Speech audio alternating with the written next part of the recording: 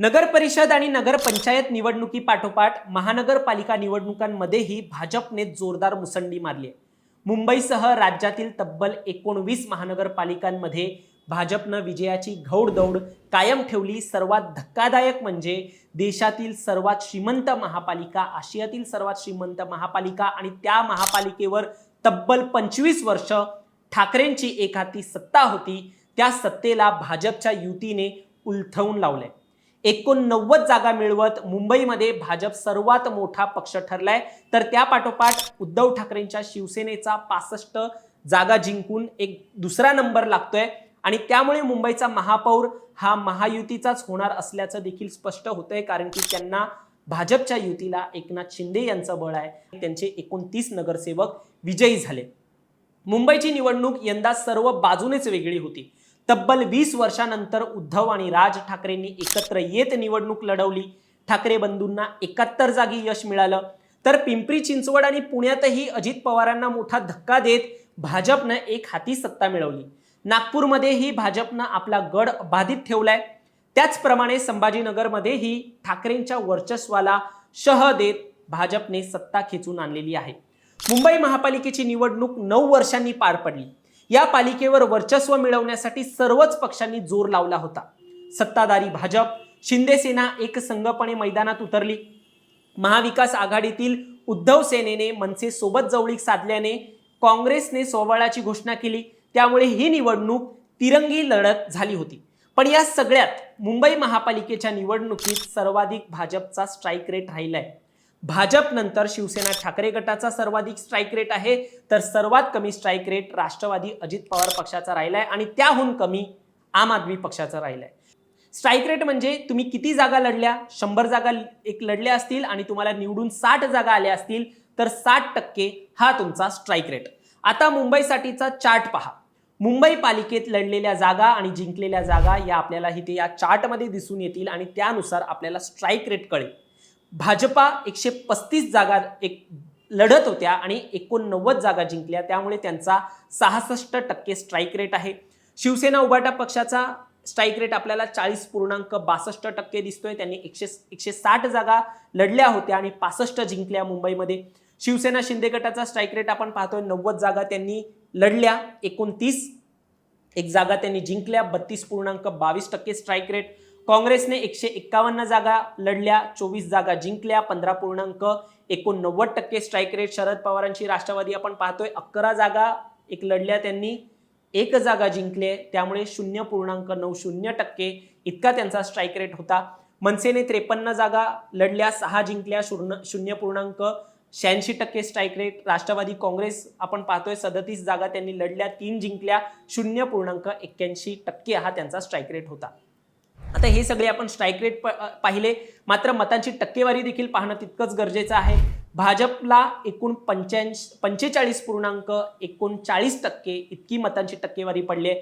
शिवसेना ठाकरेंच्या शिवसेनेला 27.37% एक मतांची टक्केवारी आपल्याला पाहायला मिळते। एकनाथ शिंदे यांच्या शिवसेनेला 10.28%, काँग्रेसला 9.41%, मनसेला 2.91% अशा प्रकारची मतं पडलेली आहेत, टक्केवारीमध्ये मतं पडलेली आहेत। आणि या सगळ्याचा जर आपण एक निष्कर्ष जरी काढतो, आकडेवारी पाहतो, तर एकनाथ शिंदे यांच्या पक्षाचा स्ट्राईक रेट हा मुंबईमध्ये उद्धव ठाकरेंपेक्षा कमी होतोय। ज्या एकनाथ शिंदे यांनी खरी शिवसेना आपणच असल्याचा दावा केला, त्यांचा स्ट्राईक रेट ठाकरेंच्या नव्या पक्षासमोर, नव्या पक्षचिन्हासमोर देखील कमी असल्याचं दिसून आलं। बरं, हे झालं फक्त मुंबईचं। जवळजवळ सर्वच पक्षांनी राज्यभरात महापालिकेच्या निवडणुका लढवल्या आहेत आणि याच जर आपण चार्टमध्ये या सगळ्या गोष्टी पाहतो, कशा कशा प्रकारे कुणी एक किती उमेदवार उतरवलेले, त्यांचे किती उमेदवार जिंकलेले आहेत आणि त्यांचा स्ट्राईक रेट काय आहे, हे जर आपण चार्टमध्ये पाहतो तर भाजपने 2209 उमेदवार रिंगणात उतरवले, 1400 विजयी झाले, 63.38% हा त्यांचा स्ट्राईक रेट होता। पुढे एकनाथ शिंदे यांची शिवसेना 1493 उमेदवार रिंगणात उतरवले, 410 विजयी झाले, 27.46% हा त्यांचा स्ट्राईक रेट। राष्ट्रवादी अजित पवारांचा स्ट्राईक रेट पाहूया, 1355 उमेदवार त्यांनी रिंगणात उतरवले, 163 विजयी झाले, 12% स्ट्राईक रेट। ठाकरेंच्या शिवसेनेचा स्ट्राईक रेट पहा, 12.15% आहे, 1275 उमेदवार त्यांनी रिंगणात उतरवले, 155 विजयी झाले। शरद पवार यांची राष्ट्रवादी 533 उमेदवार त्यांनी रिंगणात उतरवले, 35 विजयी झाले, 6.56% स्ट्राईक रेट. काँग्रेसचे आता उमेदवार पहा, 1359 उमेदवार होते रिंगणात, 357 विजयी झाले, 26.27% स्ट्राईक रेट. मनसेने 330 उमेदवार रिंगणात उतरवले, 12 विजयी झाले, 3.64% स्ट्राईक रेट. MIMने 423 उमेदवार रिंगणात उतरवले, 126 विजयी झाले, 29.78% स्ट्राईक रेट. आणि आम आदमी पार्टी 455 उमेदवार त्यांनी रिंगणात उतरवले, 0% त्यांचं विजयी आहे, स्ट्राईक रेट आहे, आणि 0 जे आहेत त्यांना नगरसेवक प्राप्त झालेले आहेत. आता या चार्टमधून आपल्याला स्पष्ट दिसतंय एकनाथ शिंदे यांचा स्ट्राईक रेट घसरलाय. मात्र ज्याप्रमाणे त्यांनी निवडणूक लढली आहे, त्यांचे उमेदवार निवडून आणले आहेत, त्यानुसार एकनाथ शिंदे यांच्या शिवसेनेची जी बार्गेनिंग पॉवर आहे, ती ताकद जी आहे ती आता मोठी झाली, हे मात्र तितकंच खरं आहे. म्हणून विश्लेषक म्हणतायत हॉटेलमध्ये नगरसेवक ठेवणं शिंदेंना गरजेचं होतंय, कारण की 29 नगरसेवकांच्या माध्यमातून मुंबई महानगरपालिकेत महापौर किमान 2.5 वर्ष स्वतःच्या पदरात पाडून घेणं किंवा मग मुंबईत असलेल्या संख्याबळाच्या आधारावरती इतर ठिकाणी बार्गेनिंग करणं हे शिंदेंना सोयीस्कर होणार आहे. आता आपल्या विषयाकडे परत येऊया.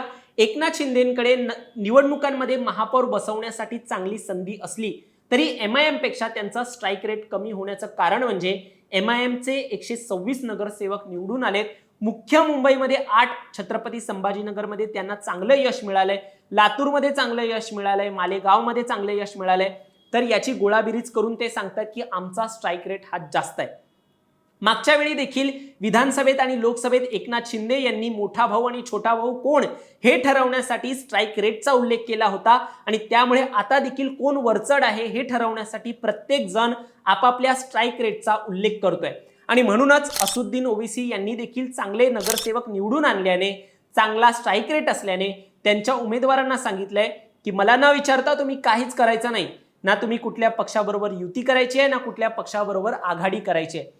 आता पुढचे 3.5 वर्ष निवडणुका नाहीयेत, आणि या सगळ्यात महाराष्ट्राच्या राजकारणात स्थानिकच्या निवडणुकीत जी युती आघाडीची उलथापालथ जी आपल्याला पाहायला मिळाली, कोण कुणाबरोबर युती करतोय, आघाडी करतोय, हे सगळं पाहायला मिळालंय. त्यामुळे जे आता एक सत्ता प्रत्येकाला निवडणुकीमध्ये प्राप्त होत आहेत, महापालिकेवरती सत्ता प्राप्त होत आहे, त्यामुळे राज्यामध्ये पुढे स्थिरता येणार का, राजकीय स्थिरता येणार का, हा प्रश्न अजूनही कायम असणार आहे. तरी देखील तुम्हाला काय वाटतं, तुमचं मत या सगळ्यावरती आम्हाला कमेंटमध्ये सांगा, आणि असेच राजकीय घडामोडी पाहण्यासाठी सबस्क्राईब करा प्राईम टाइम महाराष्ट्रला.